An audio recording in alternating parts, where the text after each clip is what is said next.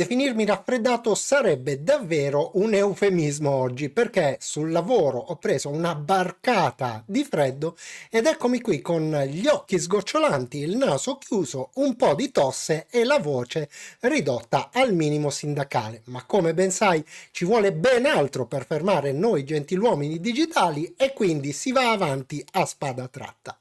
Di che cosa parliamo oggi? Di un piccolo amico che è venuto a trovarmi con suo papà in studio. Lui è un campioncino di un gioco che si chiama Fortnite e purtroppo il suo computer si è rotto. Nella fattispecie quello che si è rotto è stato il disco SSD e loro sono venuti da me pregandomi di sostituirglielo e di riconfigurargli tutto quanto. Ma una domanda interessantissima è quella che mi ha rivolto il nostro giovane amico ed è stata: ma dato che le RAM e i dischi SSD sono praticamente identici, perché le RAM non si rompono e i dischi invece sì? E subito suo papà è ricorso a teorie complottistiche, parlando di obsolescenza programmata e del fatto che ci sia tutto un mercato lucroso dietro gli hard disk. In realtà in questo caso la situazione è completamente diversa e non dipende dalla volontà dei produttori. Andiamo a vedere insieme perché. Ti senti pronto? Iniziamo. Quando ho cominciato a smontare il computer del nostro piccolo amico, ho smontato come prima cosa da un lato il disco NVMe e dall'altro la RAM. La prima cosa che è balzata all'occhio del nostro amico è stata la similitudine morfologica tra questi due oggetti. Ma non solo, non essendo completamente a digiuno di computer, ha fatto una giusta riflessione, e cioè che entrambi questi oggetti sono destinati a contenere dei dati sotto forma di bit. Ma allora, mi ha chiesto, perché è la terza volta che io sono costretto, nel corso degli anni naturalmente, a cambiare il mio hard disk, mentre la RAM non ho mai dovuto cambiarla? Ebbene, anziché rispondere, ho preferito stimolare una riflessione da parte del ragazzo, riflessione che vorrei proporre anche a te, facendogli una domanda, e cioè: qual è la principale differenza funzionale tra il disco e la RAM? Riflettiamoci. La RAM viene definita anche memoria volatile. Questo perché nel momento in cui il computer viene spento, tutti i dati al suo interno vengono cancellati in maniera irrimediabile. L'hard disk invece ha una funzione diametralmente opposta, perché nel momento in cui vogliamo spegnere il computer ci premureremo prima di salvare tutti quanti i nostri dati e lo faremo proprio sull'hard disk, consci del fatto che anche nel momento in cui l'alimentazione del computer dovesse essere interrotta, il disco continuerebbe a conservare la sua capacità di ritenzione dei dati. Pausa fazzoletto. Scusami. Dicevo, quindi che cosa distingue all'atto pratico una RAM da un hard disk? Ebbene, la RAM, per contenere i dati sotto forma di 1 e di 0 che vengono contenuti nei chip che sono montati su di essa, utilizza un componente specifico come quello che ti sto mostrando in questo momento, che si chiama condensatore. Il lavoro del condensatore è quello di tenere alimentati questi chip in modo da salvaguardare i dati contenuti in essi sotto forma, come abbiamo detto, di 1 e di 0, ovvero di elettroni. La presenza di un elettrone in una cella di memoria all'interno di uno di questi chip rappresenta un 1. L'assenza di un elettrone rappresenta per contro uno 0. Ma come fa allora l'hard disk nel momento in cui il computer viene spento a conservare i dati che contiene?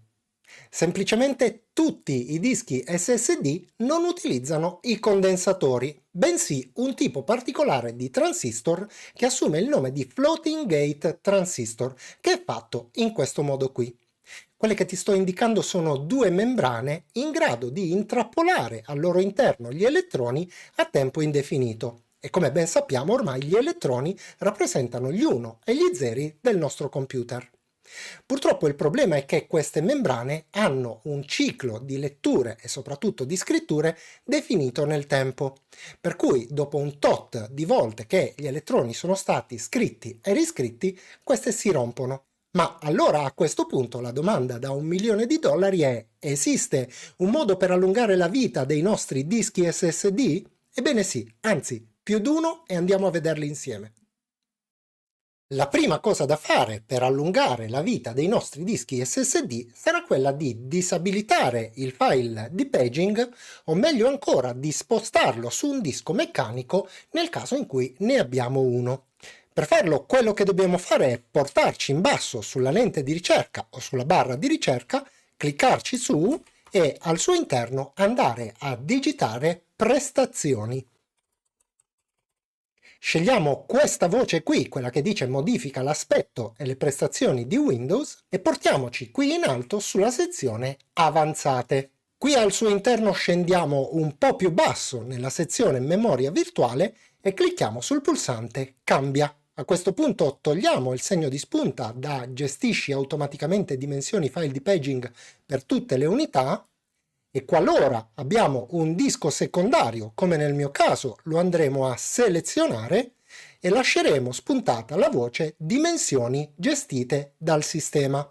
A questo punto cliccheremo su imposta e successivamente su ok. Nel caso in cui invece non disponiamo di un disco meccanico secondario, quello che possiamo fare è lasciare il disco C, ma spuntare in questo caso la voce nessun file di paging. Anche in questo caso cliccheremo su imposta e nella finestra che si apre cliccheremo su sì e quindi confermeremo cliccando su ok. Poiché Windows utilizza il file di paging per spostare dei volumi considerevoli di dati dalla RAM all'hard disk, annullando o spostando il file di paging su un'unità meccanica, risparmieremo al nostro disco SSD una quantità inutile di cicli di scrittura che, come abbiamo appena imparato, lo vanno ad usurare. Fatto questo, confermiamo con il pulsante OK e chiudiamo la finestra. Un'altra funzionalità di Windows che costringe il nostro disco SSD ad una quantità considerevole di cicli di scrittura è quella dell'ibernazione. Per cui il consiglio, se tu disponi di un disco SSD, è quello di andare a disabilitarla. Farlo è estremamente semplice. Anche in questo caso ci porteremo in basso sulla lente oppure sulla barra di ricerca, ci cliccheremo su e nella riga in alto andremo a digitare CMD. Apriamo questa icona, quella del prompt dei comandi, cliccandoci su con il pulsante destro e scegliendo la voce Esegui come amministratore. Accettiamo che questo programma apporti modifiche al nostro dispositivo confermando con Sì e nella finestra che si apre andiamo ad inserire questa riga di testo PowerCFG spazio /hibernate spazio off. Naturalmente potrai trovare questo e gli altri comandi elencati nella descrizione di questo video. Premiamo il tasto invio sulla tastiera ed ecco fatto. Con questo comando abbiamo disabilitato l'ibernazione sul nostro computer. Dopo una rapida pausa fazzoletto, andiamo e procediamo con il prossimo comando. Il prossimo comando serve ad abilitare il trimming sul nostro PC. A cosa serve il trimming? Il trimming serve a consentire al sistema operativo, quindi a Windows, di avvertire il disco quando alcuni dati contenuti su di esso non sono più necessari. Questo a sua volta evita un fenomeno che si chiama write amplification, che porterebbe ad una serie notevole di cicli di scrittura che andrebbero ad usurare inutilmente il nostro disco. Per abilitare il trimming, il comando che dobbiamo dare è questo qui: fsutil spazio behavior spazio set spazio disable delete notify spazio 0. Mi raccomando allo 0 finale, perché lo 0 di fatto, anche se un po' controintuitivo, questo comando abilita il trimming, mentre l'1 lo va a disabilitare.